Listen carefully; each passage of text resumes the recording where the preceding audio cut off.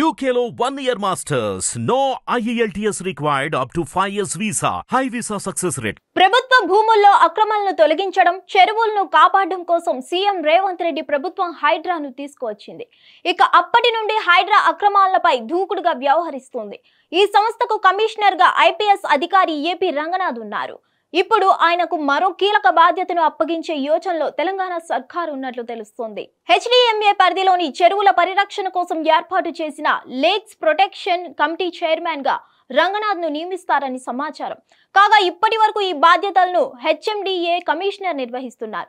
హెచ్ఎండిఏలోని 7 జిల్లాల పరిధిలో చెరువుల పరిరక్షణను కూడా హైడ్రా కిందకు తేవడం ద్వారా అక్రమాలకు గురి కాకుండా చూడొచ్చనేది ప్రభుత్వం ఆలోచన. ఇందులో భాగంగా హైడ్రాతో పాటు చెరువుల పరిరక్షణ కమిటీ బాధ్యతలను కూడా రంగనాథ్ కి అప్పగించాలని నిర్ణయించినట్లు సమాచారం.